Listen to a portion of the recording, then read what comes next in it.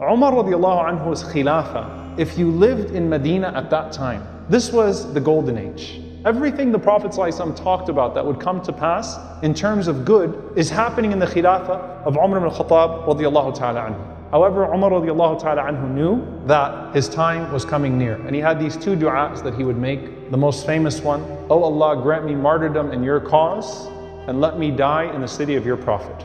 Hafsa and Abdullah would say to Umar, "How are you going to die a shaheed in Medina? Battles don't happen in Medina." He said, "If Allah wants it to happen, it's going to happen." He had another dua. He said, "Oh Allah, do not let me be killed at the hands of someone who prostrated towards you, he made sujood to you, that he would argue against me on the day of judgment with it." Meaning, don't let me be killed by a believer.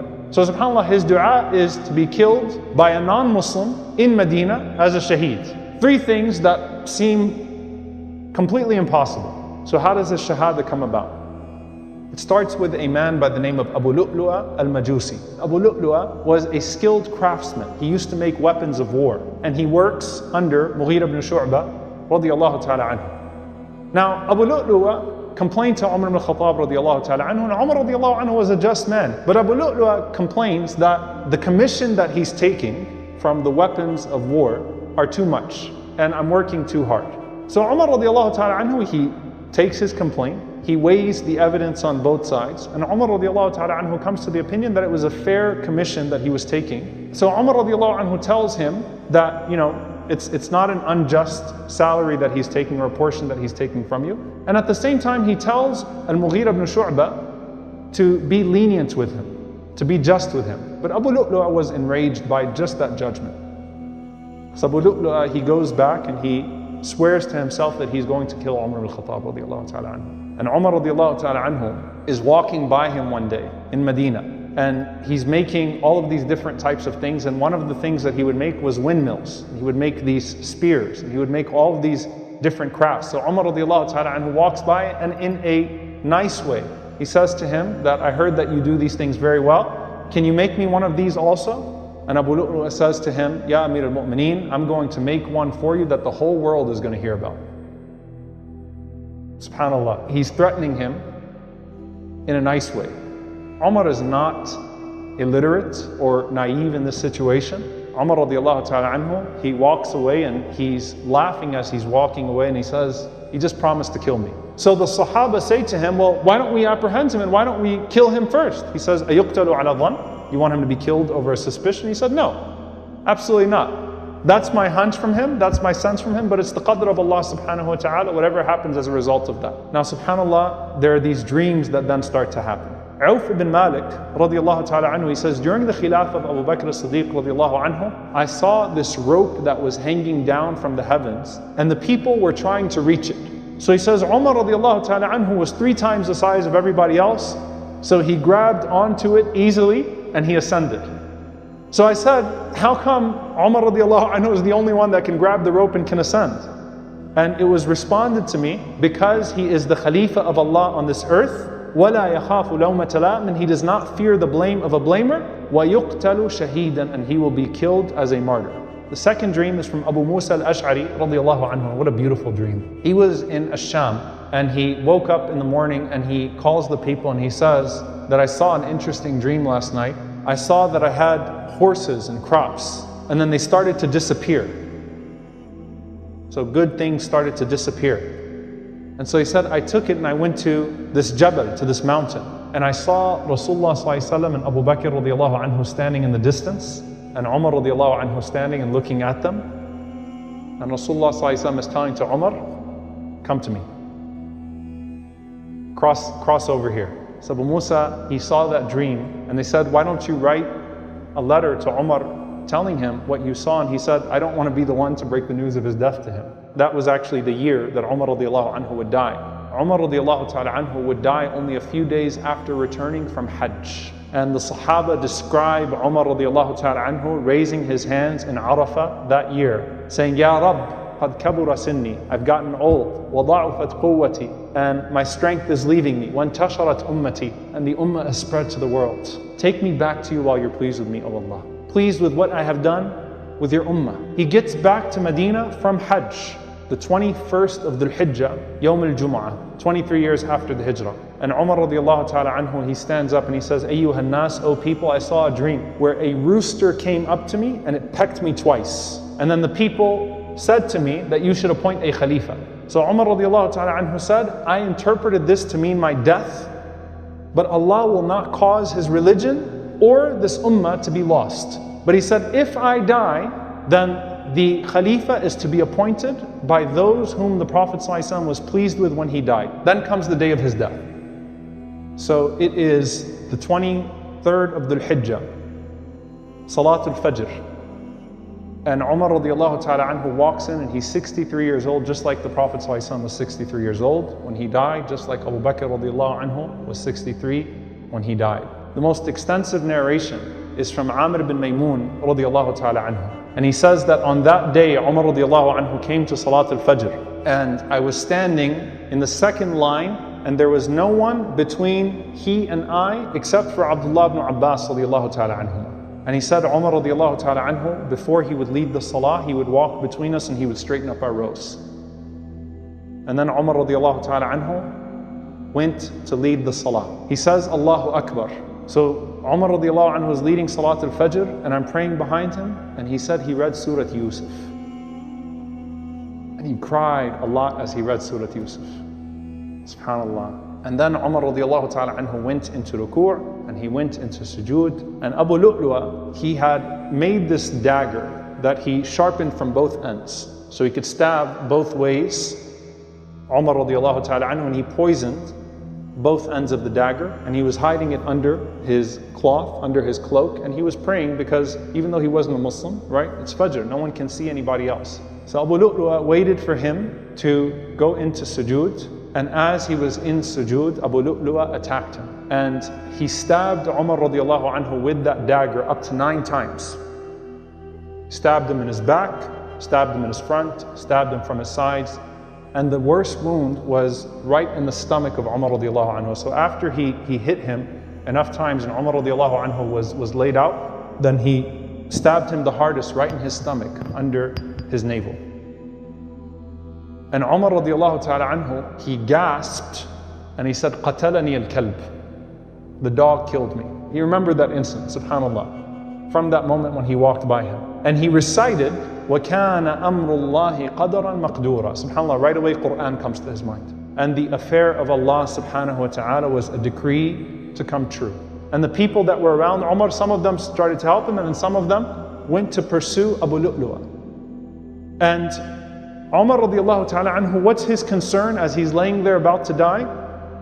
He grabs the leg of Abdurrahman ibn Auf radiallahu ta'ala anhu, and he says, finish the prayer of Abdurrahman. Abdurrahman ibn Auf, he goes up and he reads Surah Al-Kawthar on the second rak'ah, and he quickly finishes up the salah. In the meantime, Abu Lu'lu'a, he goes out of the masjid and he's stabbing people on the way. So he kills 9 people on that morning and he wounds 13. And just as he's getting through them, eventually the people apprehend him and they throw a cloak on top of him. And as Abu Lu'lu'a realizes that he's surrounded by others, he takes his own dagger and he stabs himself 3 times in the chest until he dies. So he commits suicide in the masjid. And so immediately after they finish the salah, they carry Umar bin Khattab radiallahu ta'ala anhu to the house of Abdullah, because Abdullah's house was the closest to the masjid, his own son. And at that point, Umar radiallahu anhu had lost consciousness. And they're trying to revive him. And Abdullah is calling out, Ya Abata, Ya Abata, oh my father, oh my father. They're trying to revive him. But Umar radiallahu ta'ala anhu was unconscious for some time.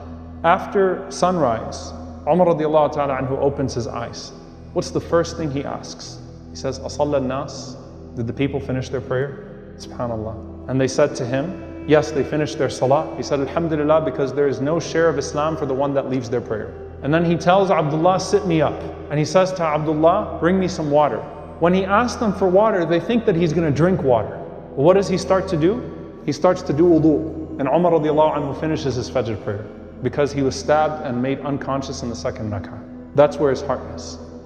That's where his mind is. Umar radiallahu ta'ala anhu starts to ask questions. He said, who was the one that killed me? They said, Al-Majusi. It was the Persian, that person that you suspected that day. And he said, Alhamdulillah, the one who killed me is not someone who says La ilaha illallah. Alhamdulillah. And then Umar radiallahu ta'ala anhu, he asks for some laban, for some milk. and they brought him the milk, and his wound was so severe that everything he drank came out of his stomach. So they called for a doctor, and the doctor saw the wounds of Umar radiallahu ta'ala anhu, tried to patch up, saw what happens when he drinks milk and the way that his body was responding, and he says to him, "O commander of the believers, you're not going to make it, you're going to die, so whatever wasiyah you have to give, then give it now." What does Umar radiallahu ta'ala anhu do?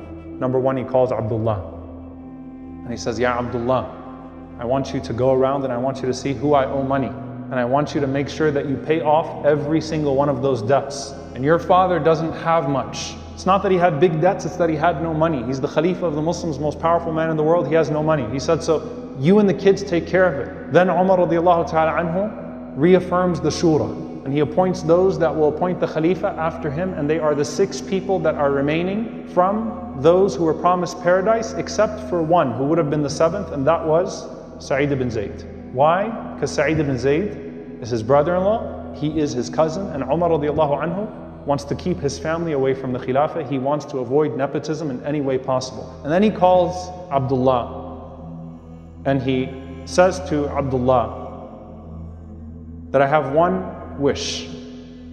SubhanAllah, his dying wish. He says, "Go to Aisha radiallahu anha and give my salam to her. But don't tell her that Amir al-Mu'mineen sends salam to you. Tell her that Umar sends salam to you, because I'm no longer Amir al-Mu'mineen. I'm no longer the commander of the believers. And ask her, but tell her that it is fully your right to say no to this. Ask her if she would give me permission to be buried in that spot beside the Prophet sallallahu alaihi wasallam and Abu Bakr as-Siddiq radiallahu ta'ala anhu. If she says no, that is adl. That's justice. That's her right. Don't pressure her. If she says yes, that's her fadl. That's her virtue. That's her showing kindness towards me."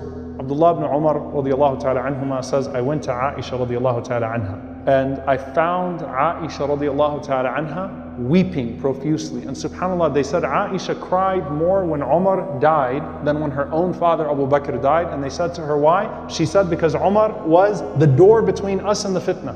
Everyone in Medina is crying right now because they know that Umar radiallahu anhu was dying.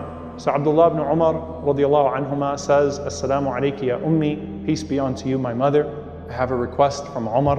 He sends his salam to you, and he asks for you to consider, but without any pressure, it's your right, if he could be buried next to his 2 companions, buried next to Rasulullah sallallahu alaihi wasallam and Abu Bakr as-Siddiq radiallahu ta'ala anhu." Aisha radiallahu anha, she says, "I always envisioned that that would be my spot, that I'd be buried next to my husband and my father." I mean, this is her home. It's literally her room. The Prophet ﷺ and Abu Bakr are buried in her room. But I know the place that Umar radiallahu anhu had with Rasulullah sallallahu alaihi wasallam. So she granted it. Abdullah ibn Umar comes back. When Umar sees Abdullah, he's laying down, he's barely alive at this point. When he sees Abdullah coming back, Umar radiallahu anhu says, "Sit me up," and says to Abdullah, "What are you coming back with?" He said, "I'm coming back to you with news that is pleasing to you." He said, "Alhamdulillah, that was the only thing that I wanted." But he said, "After I die, go back to her again, just in case she felt under pressure, and ask her after I die if she's sure that she wants to give up that place, and don't pressure her. If she says no, maybe after, if she's calmed down from the emotion, bury me amongst the Muslims in the Baqi'. I'm satisfied with that." And Abdullah ibn Umar then puts the head of Umar in his lap. At that moment, people are coming in, and some of the Sahaba are praising Umar radiallahu ta'ala anhu. And Umar radiallahu ta'ala anhu says to some of those that praise him, he said, "Atashhadu li yawm al-qiyamah bidhalik? Will you bear witness on the day of judgment with what you're saying?" And they're saying, "Yes, O Amir al-Mu'mineen. No one was dissatisfied with your khilafah." Abdullah ibn Abbas radiallahu anhuma comes in, and Abdullah ibn Abbas radiallahu anhuma starts to mention all of these virtues. And Umar radiallahu anhu, he says, "But what about all of these people?" He said, "I'm afraid of Allah subhanahu wa ta'ala asking me about this ummah." And he said, "If I could meet Allah and give everything of this world and not be punished or not be rewarded, then I would be satisfied. I just don't want to be punished for all of these people that were under my care." And then subhanAllah, he does something very interesting in his last moments. He says to Abdullah, "O my son, put my head in the dirt so that when Allah looks at me, He'll have mercy on me. He'll see His humble servant and show mercy to him." Abdullah says, "I don't want to do it. No, why?" And Umar radiallahu anhu said, "If this face is a face that belongs in hellfire, then you don't want it in your lap." And if this face is a face that belongs in Jannah, then the pillow of Jannah is softer than your thigh. So just listen to me, my son. Put my face in the dirt. SubhanAllah, this man who spread Islam to most parts of the world that you all are from today, who is a person who the Prophet ﷺ praised over and over and over again, who has the shahada of the Sahaba, the witness of the companions, who died praying Fajr in Medina in sujood. A companion of the Prophet ﷺ guaranteed paradise, and he's saying to his son, leave my head in the dirt. Uthman radiallahu anhu entered in, and Umar radiallahu ta'ala anhu with his face in the dirt, with his face on the ground, and he said, woe to Umar if Allah does not show mercy to him. Until Allah subhanahu wa ta'ala took his soul in that humble place. This is Umar radiallahu ta'ala anhu. This is the fear of Allah that he had from the moment that he became Muslim to the moment that he left this earth in the best way that any person could possibly want to leave this earth. This is a man who one day set out to kill the Prophet ﷺ and ended up being buried next to the Prophet ﷺ. The way that they're buried, the Prophet ﷺ is buried, Abu Bakr radiallahu ta'ala anhu is buried with his head to the shoulder of the Prophet ﷺ, and Umar radiallahu anhu is buried with his head to the shoulder of Abu Bakr radiallahu anhu. SubhanAllah, you think about the people rising from their graves on the Day of Judgment. And I want you to imagine the scene when the Prophet ﷺ and Abu Bakr and Umar radiallahu anhuma rise from those graves and proceed to Ard al-Mahshar, to the place of assembly. And the Prophet ﷺ entering into Jannah, as he said with Abu Bakr and Umar,